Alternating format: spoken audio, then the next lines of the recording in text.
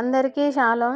ఈరోజు దినవృత్తాంతములు మొదటి గ్రంథము 27వ అధ్యాయం, 28వ అధ్యాయం, 29 అధ్యాయాల నుండి కొన్ని ప్రశ్నలు.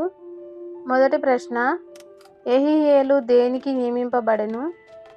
రెండవ ప్రశ్న, దేవుడు ఇశ్రాయేలీయులను ఎలా చేయుదునని సెలవిచ్చి ఉండెను?